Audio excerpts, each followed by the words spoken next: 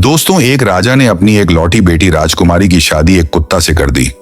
राजकुमारी रो रही थी, गुस्से में थी और साफ साफ कह रही थी, बाबा, ये जुल्म है, मैं ऐसा विवाह कभी स्वीकार नहीं करूंगी।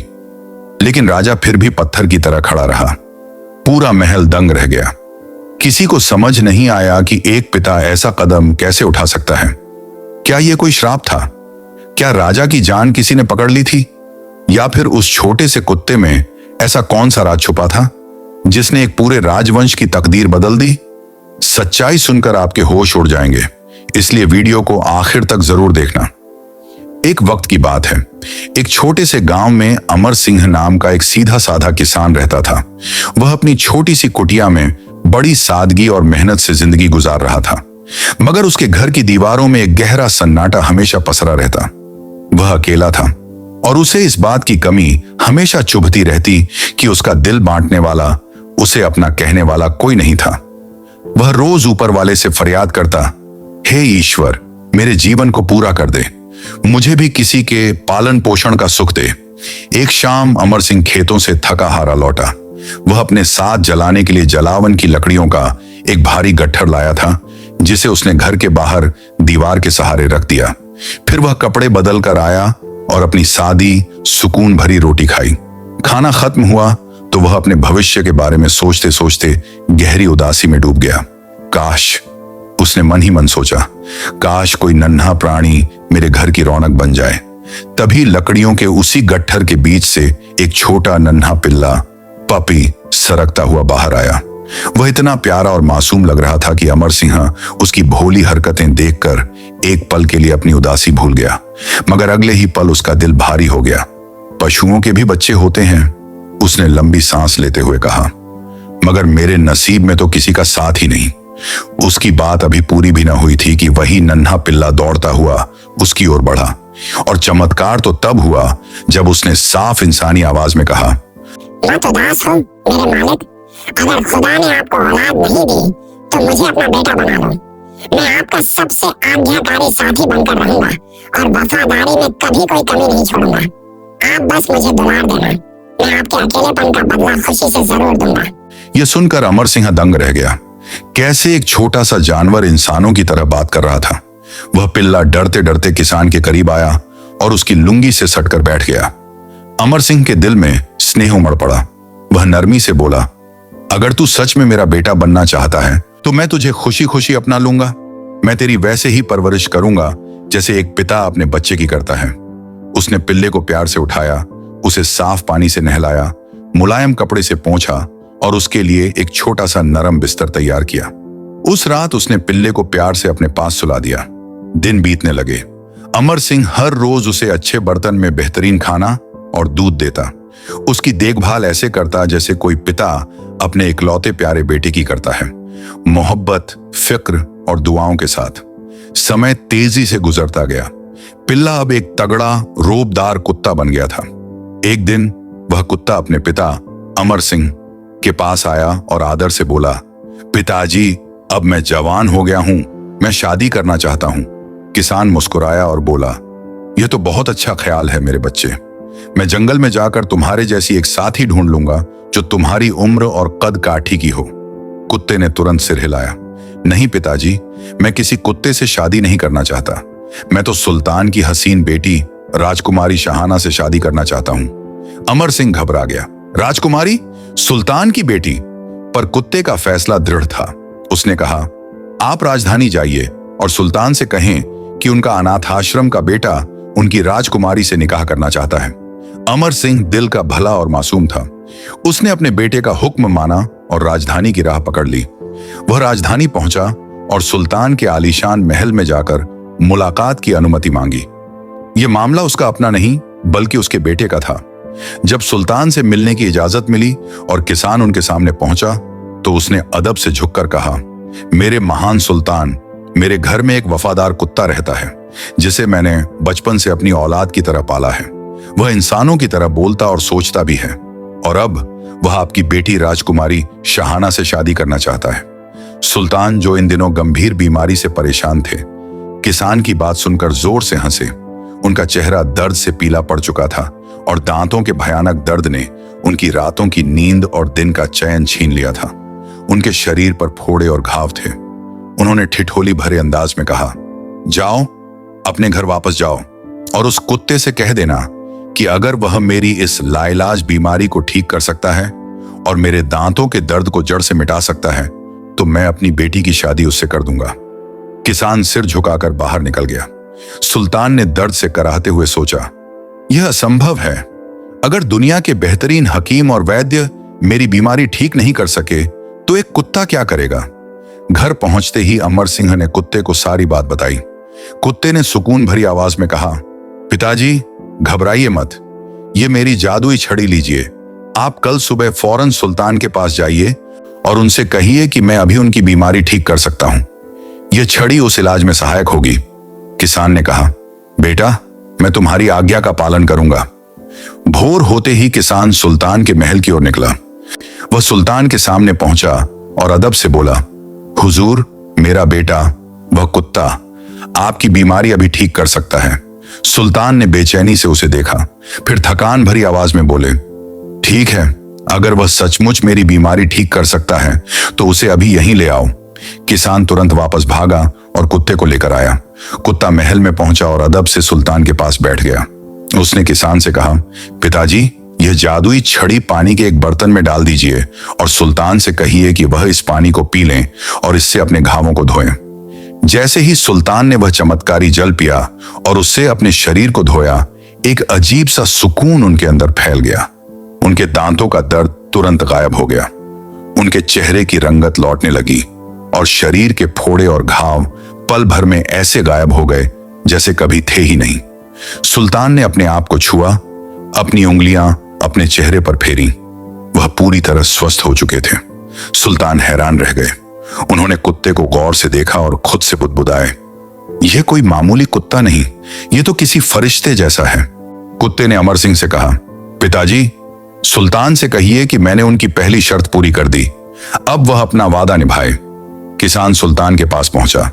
सुल्तान इस बार गंभीर थे पर दिल अभी भी दुविधा में था। उन्होंने सोचा कि वह एक जानवर से अपनी बेटी की शादी इतनी आसानी से कैसे कर सकते हैं। उन्होंने कहा, ठहरो, इतनी जल्दी नहीं।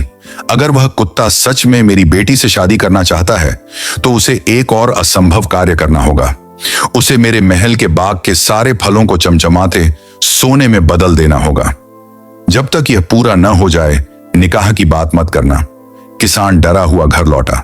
उसे डर था कि कहीं कुत्ता इस बार गुस्सा न हो जाए। उसने कांपती आवाज में सारा संदेश दोहरा दिया। कुत्ते ने मुस्कुराकर कहा, पिताजी यह तो आसान है, आप बस फिर से वह जादुई छड़ी लीजिए। कल सुबह फजर से पहले आपको सुल्तान के बाग में जाना होगा। मेरी छड़ी को कुछ देर बाग में रखकर अपनी आंखों को थोड़ी देर के लिए बंद कर लेना होगा, फिर देखिए जो करिश्मा होगा। किसान ने कहा, बेटा मैं अपनी पूरी कोशिश करूंगा। भोर होते ही किसान सुल्तान के बाग की ओर निकला। बाग पहुंचकर उसने जादुई छड़ी को जमीन पर रखा और अपनी आंखें बंद कर ली। जब थोड़ी देर बाद किसान ने आंखें खोली तो वह हैरान रह गया। पूरे बगीचे में एक अजीब सी सुनहरी चमक फैलने लगी थी।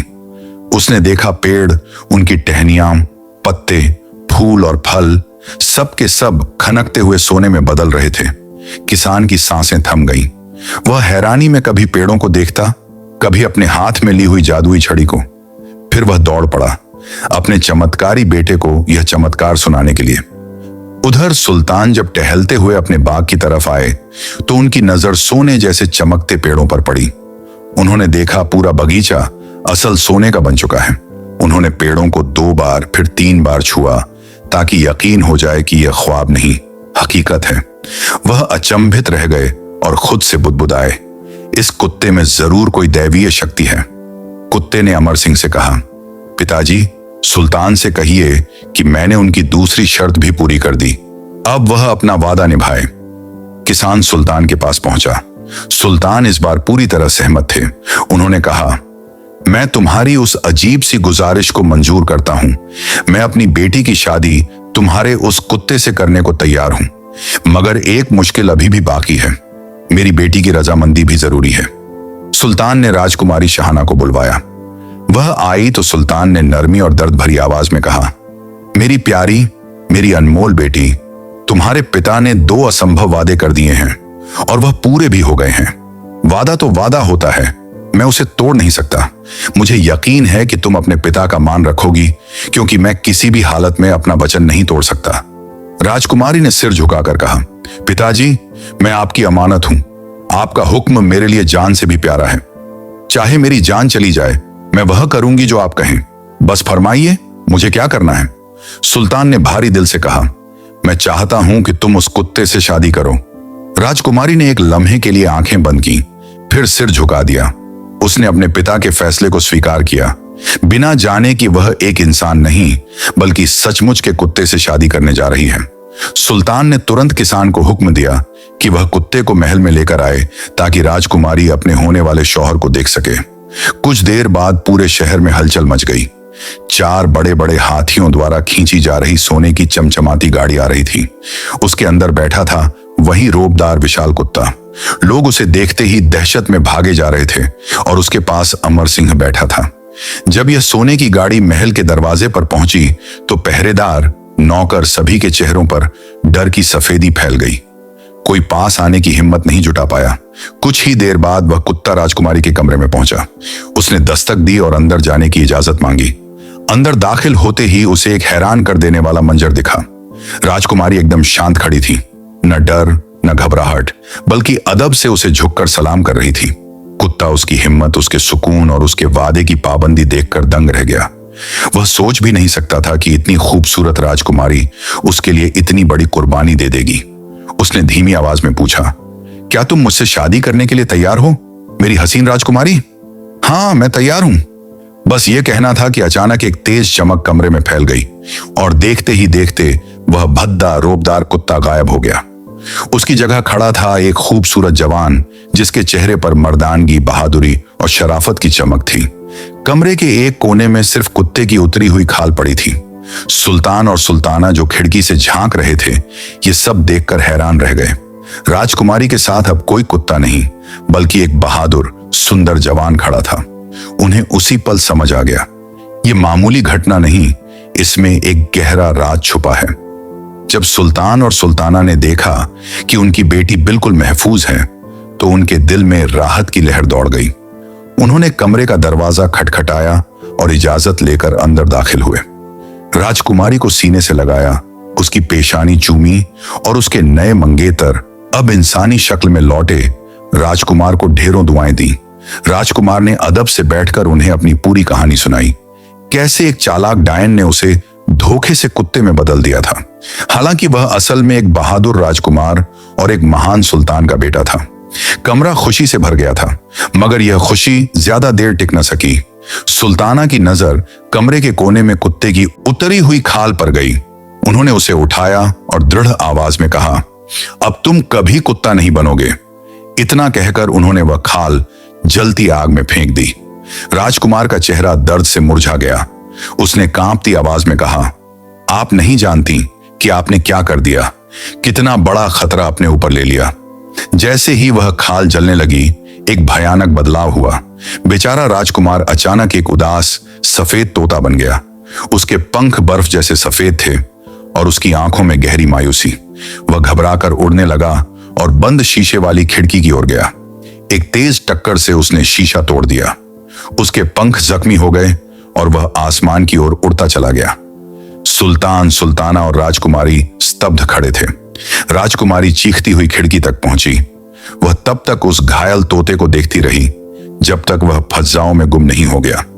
उसने आसमान की तरफ हाथ फैलाए और आंसुओं से भीगी आवाज में दुआ मांगी, हे खुदा, मेरी मदद कर, मेरे राजकुमार की हिफाजत कर। उसका दिल टूट चुका था। माता पिता ने समझाने की कोशिश की, धैर्य की बातें की, मगर उसका गम और आंसू थमने का नाम नहीं ले रहे थे। रात ढल गई। महल में हर कोई अपने कमरे में सो गया, सिवाय राजकुमारी के। उसने चुपके से कपड़े पहने, अपना कमरा छोड़ा और माता पिता के पास जाकर बोली, मुझे इजाजत दें, मैं अपने राजकुमार को ढूंढने निकलना चाहती हूं। वह कहीं भी हो, मैं उसे वापस लाकर रहूंगी। माता पिता ने समझा कि रोकना बेकार है। उनकी बेटी का इरादा चट्टान की तरह मजबूत था। उन्होंने आंखों में आंसू लिए उसे जाने की अनुमति दे दी। राजकुमारी अकेली ही राजमहल से निकली। उसने किसी को साथ आने की इजाजत नहीं दी। चलते चलते वह शहर से बाहर निकल गई और एक बड़े घने जंगल तक पहुंची। जंगल के अंदर कुछ दूर जाने पर उसकी मुलाकात एक अल्लाह वाले बूढ़े फकीर से हुई। उनकी दाढ़ी सफेद थी और आंखों में नूर की चमक। उन्होंने राजकुमारी को उदास, थकी हुई और रोते हुए देखा तो रहम आ गया। फकीर ने नरम आवाज में कहा, बेटी, जंगलों की राहें अकेले चलने वालों के लिए आसान नहीं होती। मैं चाहूं तो आज की रात तुम्हें रास्ता दिखा सकता हूं। राजकुमारी ने उनके नेक इरादे की कद्र की और उनसे साथ चलने की हामी भर दी। थोड़ा सफर तय करने के बाद राजकुमारी की टांगें जवाब दे गईं। वह एक पेड़ के नीचे हरी नम घास पर बैठ गई। फकीर भी उसके पास बैठ गए ताकि किसी जंगली जानवर से उसकी हिफाजत कर सकें। कुछ ही देर में राजकुमारी थक कर गहरी नींद में चली गई। सुबह जब वह जागी तो उसने देखा कि पेड़ों पर बैठे रंग बिरंगे परिंदे इतनी मीठी आवाज में गा रहे थे जैसी उसने जिंदगी में कभी नहीं सुनी थी। फकीर ने मुस्कुराते हुए पूछा, बेटी, क्या तुम जानती हो ये परिंदे क्या कह रहे हैं? राजकुमारी ने कहा, नहीं, मैं उनकी जबान तो नहीं समझती, मगर उनकी आवाज दिल को सुकून देती है। अल्लाह वाले बुजुर्ग परिंदों की जबान समझते थे।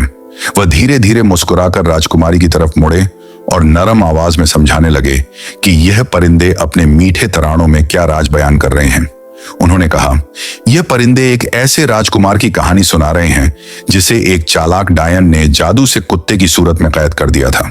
वह मजबूर होकर कुत्ता बनकर जी रहा था जब तक कि यह गरीब किसान अमर सिंह को उस पर तरस न आ गया। उसने उसे ऐसे पाला जैसे अपना बेटा। वह पूरे 10 साल उनके घर में रहा। 10 साल गुजरते गुजरते वह बड़ा हुआ और एक राजकुमारी से मोहब्बत कर बैठा। उसने अपनी बुद्धि और जादुई छड़ी से 2 असंभव शर्तें पूरी की। सुल्तान की लाइलाज बीमारी को ठीक किया और उनके बाग को सोने में बदल दिया। राजकुमारी के पिता ने भी मान लिया। राजकुमारी ने भी हामी भर दी ताकि कोई यह न कहे कि उसके पिता ने अपना वादा तोड़ दिया। फिर जादू का असर टूट गया और वह अपने असली इंसानी रूप में वापस आ गया। लेकिन उसी वक्त सुल्ताना ने उसकी पुरानी कुत्ते वाली खाल आग में झोंक दी, ये सोचकर कि इससे उसकी बेटी हमेशा महफूज रहेगी। ये सुनाते सुनाते बुजुर्ग चुप हो गए। राजकुमारी की आंखें भर आईं क्योंकि अब उसे समझ आ चुका था कि परिंदे उसकी अपनी मोहब्बत की दास्तान गा रहे थे, उसके राजकुमार की, जिसका हाल अब नामालूम था। उसने कांपती आवाज में कहा, कृपा करके मुझे पूरी बात बताओ। मेरे राजकुमार का क्या हुआ? जादू खत्म हुआ या कोई और आफत आ गई? बुजुर्ग ने गहरी सांस लेते हुए कहा, तुम्हारा राजकुमार एक सफेद तोता बन चुका है। बेचारा बहुत मुसीबत में है। वह जख्मी भी है और उसकी जान को बड़ा खतरा है। राजकुमारी की आंखें फटी की फटी रह गईं। वो खतरे में क्यों है? बुजुर्ग ने भारी आवाज में बताया, उसकी खाल जलने की सजा यही थी कि वह तोता बनकर कमरे से भागे। उसने खिड़की से टकराकर शीशा तोड़ा। उसके पंख और बाहों पर गहरी चोटें आईं। अगर इन जख्मों का इलाज न हुआ तो शायद वह बच न पाए। राजकुमारी का दिल रो पड़ा। क्या कोई उपाय नहीं, कोई इलाज, कुछ भी जिससे मैं उसे ठीक कर सकूं? बुजुर्ग ने धीरे धीरे जवाब दिया, इलाज है मगर आसान नहीं। पेड़ पर बैठे यह 4 परिंदे, इनमें से हर एक की पूंछ का बस एक एक पंख चाहिए।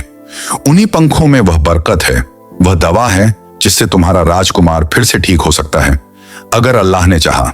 राजकुमारी ने हाथ जोड़ दिए, मैं ही उसकी मंगेतर राजकुमारी हूं, मैं उसे बचाने आई हूं। प्लीज उन पंखों को ला दो, मैं उसके जख्मों पर रखूंगी, चाहे मेरी जान चली जाए। बुजुर्ग ने दयालु नजरों से उसे देखा। मैं कोशिश करूंगा, लेकिन धैर्य चाहिए। ये परिंदे दिन में बहुत सतर्क रहते हैं। अगर अभी पास गए तो सब उड़ जाएंगे। हमें रात होने तक इंतजार करना होगा। अंधेरा छा जाएगा तो मैं चुपचाप पेड़ पर चढ़कर हर परिंदे की पूंछ से एक पंख ले आऊंगा। राजकुमारी ने सिर हिलाया। दोनों ने पूरा दिन पेड़ की छांव में गुजार दिया, दिल में बेचैनी, आंखों में उम्मीद। आखिरकार सूरज ढल गया और रात उतर आई। परिंदे अपने घोंसलों में लौटने लगे। चारों परिंदे पेड़ की ऊपरी डालों पर जाकर सो गए। राजकुमारी और वह अल्लाह वाला फकीर नीचे खड़े थे, उन परिंदों के सो जाने का इंतजार करते हुए। जब अल्लाह वाले बुजुर्ग को पूरा यकीन हो गया कि चारों परिंदे गहरी नींद में हैं, तो वे बिल्कुल खामोशी से पेड़ पर चढ़ गए। एक एक करके उन्होंने हर परिंदे की पूंछ से धीरे धीरे एक एक पंख ले लिया। इतनी नरमी से कि परिंदे को एहसास तक न हुआ। फिर वे नीचे उतरे और चारों पंख बड़ी एहतियात से राजकुमारी के हाथ में रख दिए। राजकुमारी की आंखें कृतज्ञता से भर उठी। वह बोली, हे दानिशमंद अल्लाह वाले बुजुर्ग, मैं आपकी इस नेकी का कर्ज जिंदगी भर नहीं चुका सकती। अल्लाह ही आपको इसका अजर दे सकता है। बुजुर्ग मुस्कुराए और बोले, बेटी, मैंने केवल अपना फर्ज निभाया है, एक ऐसे बीमार इंसान का फर्ज जो जिंदगी और मौत के बीच जूझ रहा है। फर्ज का बदला नहीं मांगा जाता। फिर उन्होंने राजकुमारी को उस महल का रास्ता बताया जहां घायल राजकुमार अपने असली माता पिता सुल्तान और सुल्ताना के साथ पड़ा था। राजकुमारी ने फौरन रवाना होकर तेजी से दौड़ना शुरू किया। थोड़ी ही देर में वह उस बड़े महल तक पहुंच गई। वहां उसने सुल्तान को संदेश भेजा कि वह राजकुमार के जख्मों का इलाज करने आई है। सुल्तान ने पहले तो यकीन न किया क्योंकि उनके बेटे की हालत बहुत खराब थी, मगर राजकुमारी उनके सामने घुटनों के बल बैठ गई और बोली, हुजूर, मुझे बस कोशिश करने दीजिए। अगर फायदेमंद हुआ तो आपकी अमानत बच जाएगी और अगर नहीं तो इससे कोई नुकसान भी नहीं पहुंचेगा। सुल्तान का दिल पिघल गया। उन्होंने कहा, जो जानती हो कोशिश कर लो। वह मौत के दरवाजे पर खड़ा है, ये उसके आखिरी लम्हे हैं। राजकुमारी सुल्तान और कुछ दरबारियों के साथ उस कमरे में पहुंची जहां राजकुमार जख्मी हालत में पड़ा था। धीरे धीरे सांस लेता अपनी मां की गोद में कराहता हुआ राजकुमारी ने कांपते हाथों से वे 4 जादुई पंख निकाले और एक एक करके उसके जख्मों पर रख दिया। और फिर जैसे चमत्कार शुरू हो गया, राजकुमार तुरंत इंसानी रूप में आ गया और उसके चेहरे की पीली पड़ी रौनक लौटने लगी। उसकी सांसें मजबूत होने लगी, घाव भरने लगे, यहां तक कि कुछ ही पलों बाद वह पूरी तरह ठीक हो चुका था, जैसे कोई तकलीफ कभी हुई ही ना हो। जादू का अंतिम असर भी उसी पल टूट गया। सुल्तान और सुल्ताना की खुशी का कोई ठिकाना न रहा। राजकुमारी के चेहरे पर भी पहली बार सुकून की मुस्कान खिल उठी। राजकुमार ने अपने माता पिता को सब कुछ बताया, कैसे वह पहले राजकुमारी से मिला था, कैसे उसने एक कुत्ते को भी प्यार और वफादारी से कबूल किया, कैसे उसने अपनी जान जोखिम में डालकर उसे बचाया और कैसे वह उसके पीछे पीछे जंगल, अंधेरा और खतरे पार करती चली आई। फिर उसने हाथ जोड़कर कहा, पिताजी, माताजी, मुझे उससे निकाह की इजाजत दें। वह मेरी मुहाफिज है, मेरी हमसफर बनने के लायक। सुल्तान ने राजकुमारी की तरफ गर्व से देखा और बोले, मेरे बेटे, यह राजकुमारी वाकई काबिले तारीफ है। उसने तुम्हारी खातिर वह सब किया जो कोई और नहीं करता। मैं उसके माता पिता को यह खुशखबरी पहुंचाऊंगा और तुम्हारी शादी की तैयारियां तुरंत शुरू होंगी। खबर पूरे मुल्क में फैल गई और खुशियों की लहर दौड़ पड़ी। जल्द ही दोनों परिवार मिले और राजकुमार व राजकुमारी का शानदार निकाह हुआ, धूमधाम, मोहब्बत और दुआओं के साथ। लेकिन राजकुमार अपने अतीत को नहीं भूला। उसने किसान अमर सिंह को भी शादी में बुलाया, जिसने 10 साल तक उसे अपने बच्चे की तरह पाला था। उसने उनकी खिदमतों के बदले में उन्हें सुल्तान के महल के बगल में एक खूबसूरत महल देकर बसा दिया और उन्हें एक ऊंचा ओहदा भी दे दिया ताकि उनकी इज्जत हमेशा बनी रहे। दोस्तों, इस वीडियो में बहुत मेहनत लगी है। इस मेहनत के लिए वीडियो को लाइक करके हमारे चैनल जायंट स्टोरीज हब को सब्सक्राइब कर लो और बेल आइकन ऑन घंटी को भी दबा दो ताकि ऐसी दिल छू लेने वाली स्टोरी कहानी वीडियो आप देख पाओ और एक प्यारा सा कमेंट भी कर दो।